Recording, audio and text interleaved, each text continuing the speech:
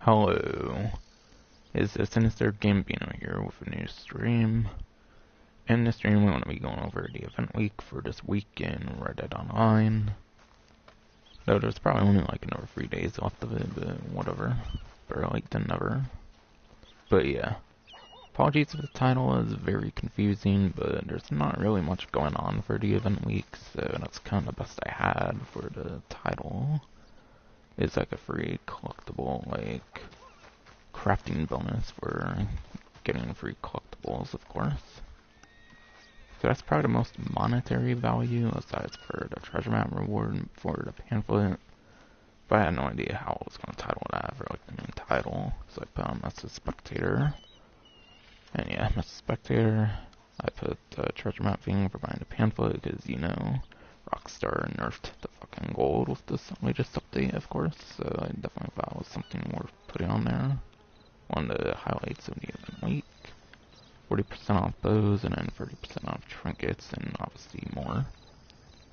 And I checked the benefits section actually, and it actually seems to be working. I did check it like before streaming.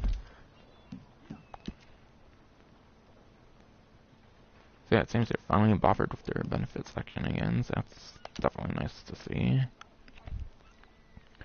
But yeah, crafting and hunting bonuses through February 1st, which is the end of the event week.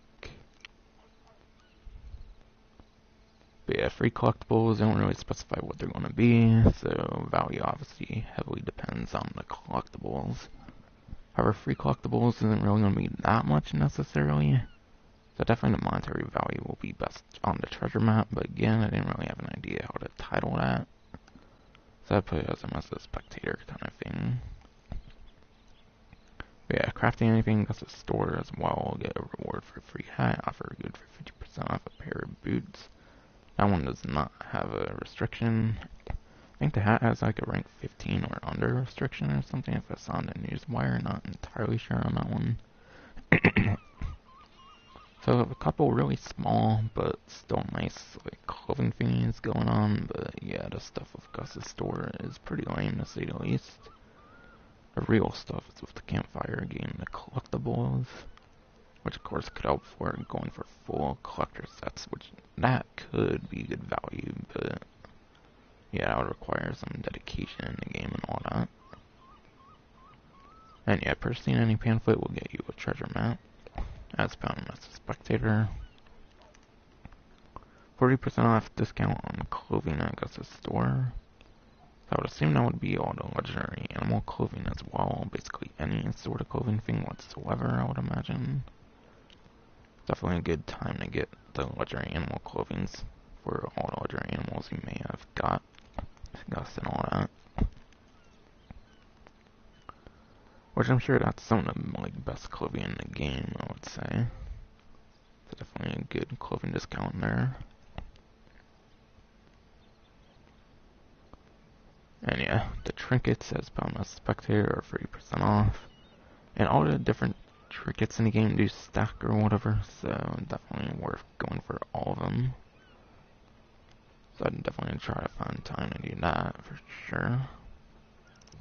Some of them can be quite helpful, though I'd say a lot of them aren't really that useful. At least a couple of them I think are quite useful compared to the other ones. And yeah, there's also 30% off improved bow variants, which certain ones do cost gold, so that's definitely a big savings in gold, for sure, I would imagine. Depending on the ones that you obtain and all that.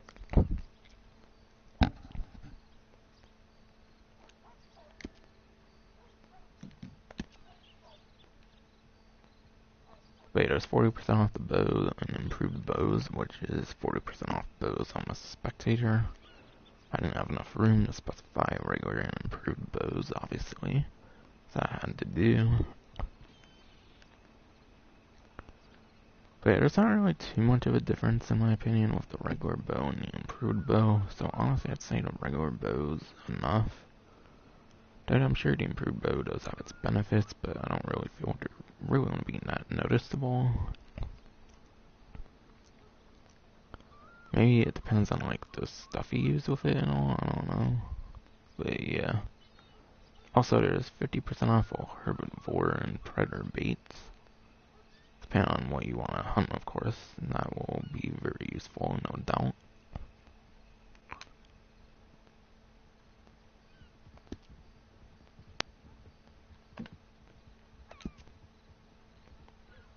$30% off the fishing rod and 50% off all fishing lures. Fishing rod, obviously very worthy for sure. There are certain like free roam events or whatever that do require the fishing rods. That's definitely an okay investment, probably to say the least, and it's probably not even that much, so it is what it is. Having lost the price on it, so obviously definitely nice, no doubt. 50% off all fishing lures. If you got like the special spinner, I don't really feel the lures are really going to be that helpful, because special spinner, I believe, is like an infinite lure essentially, and it like attracts all kinds of stuff. Though still useful if you're going for very particular stuff, I would imagine, on the fishing lures on the discount. But really, I don't feel there's much of a point in that when you have the special spinner anyways, which tends to be in the Outlaw Pass. I think they've given it out for like login rewards and stuff in the past, and also one of the Outlaw Passes I think had it as well. For those who didn't have it, and I don't know if this one does. Speaking of Outlaw Pass, apparently the like upcoming Outlaw Pass has already been leaked from what I've heard, which I wouldn't doubt it, no doubt. But yeah, 40% off all tonic crafting pamphlets, which those are probably some of the most useless pamphlets in the game, unless it's the like Harriet tonics, then yeah. I would imagine the ones with the naturalist update would be included in it, so those will probably be the best ones to take advantage of between all the tonic crafting pamphlets. But yeah, obviously there's all kinds of like weapon ones, which actually there's 30% off all weapon crafting pamphlets as well. But if you're looking for the cheapest way, obviously to get that treasure map, the tonic crafting pamphlet section is definitely the one to go for. However, of course, for 30% off all weapon crafting pamphlets, there's like dynamite arrows and all that kind of crazy stuff, and like explosive ammo and all that. And I'd say those would probably be the most useful, no doubt. At least for a PvP, probably even a PvE situation though.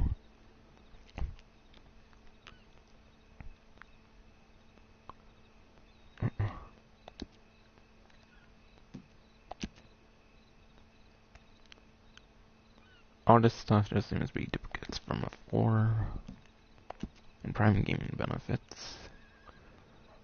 The one on the left, I'm pretty sure has just been the same thing that's been going on since the beginning of the new DLC, of course, for the regular bounty license, and then like livery or whatever. Which it's been on since December 1st.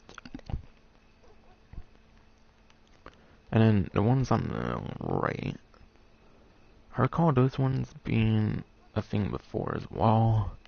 Again, it didn't seem they really bothered with their benefits section for the longest time, so it's kind of the first time seeing it on screen in a sense in a while, or maybe literally the first event week where it's on screen. Doesn't really seem they were bothering with their like event weeks before. For like the benefits section, I mean. Now I see there's a featured series, hardcore shootout series. I believe it's just the same one from last week or whatever, so I don't think this one's a different featured series. So I think it's like the first time they haven't done a new featured series for this event week. And yeah, this event week doesn't really have any money or even XP opportunities. They at least do XP opportunities a lot of times. But it's not even an XP opportunity at all this time. It's basically just like crafting bonuses for the most unique thing, and the treasure map, obviously, for buying a pamphlet.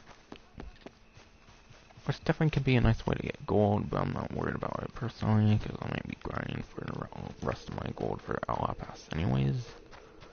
For the last like month of the time it lasts, which is March 15th, I believe, for those who might have forgot. Apparently there's a collectible here somewhere. Yep, in this thing here.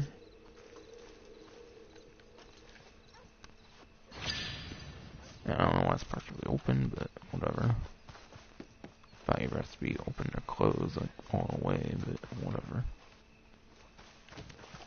Now to find a post office.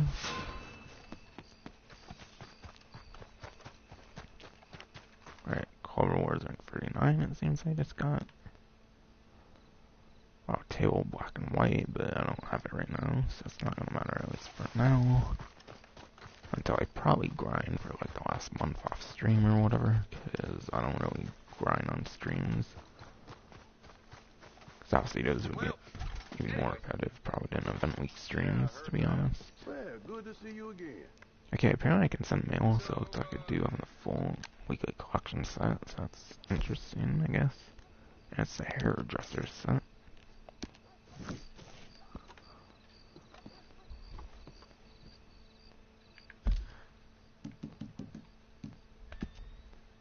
Not benefits, I believe.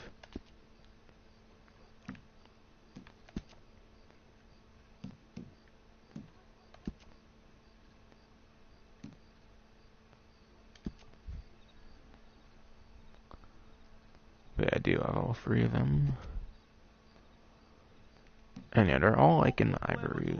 They're all in the like comb section, which I did apparently just get an ivory comb. So in that one spot, you should be able to get an ivory comb for like around the next 12 to 15 hours, I think. Because for me right now, it's almost 4 o'clock a.m. PST time. So yeah, like 12 to 15 hours, let's say, and it might be left for getting a particular location. But yeah, my fucking streams tend to process for like 12 fucking hours unless they get a lot of attention or something. So that's probably not gonna matter anyways, but whatever. Rose whipped hairbrush, ivory comb, and then a Bonnie hairpin. I believe all of those are in the same collector set. So it's one of those that takes all from one collector set. So you don't really have to go much out the way for all the different ones. There's that Bonnie one, rosewood, and then ivory. See, all of them are part of the Family Heirlooms collector set. And as you can see, they're above ground. I think certain ones can be underground as well. Don't quote me on that, but I think there are certain ones that can be underground, not just above ground. Like meaning like the hairpins and stuff maybe can be underground. Maybe more like artificial brushes and stuff or whatever. Might be the ones that tend to be above ground. The certain ones might be underground, so you might have to deal with some randomness, because that's in the last like DLC or two. Underground collectibles are completely random. Like, you know, like what different like types show up where, you just don't know like what exact item you're gonna get until you dig it up. So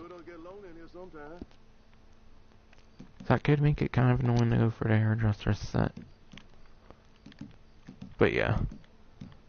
If it's like that one I just picked up where they're all above ground, then it should be real easy to find those on a map on Google, because any like collectible that's above ground, I believe pretty much the exact locations are known on collector maps that are around on Google and all that. And yeah, $70 value, nowhere near that impressive. Some of the like weekly collections they do with like free coins get into the early like $100 range, so it's not impressive value wise. And yeah, you might as well go full collections anyways. But if you're going for fairly heirloom sets anyways, you might want to consider selling a small set here and there.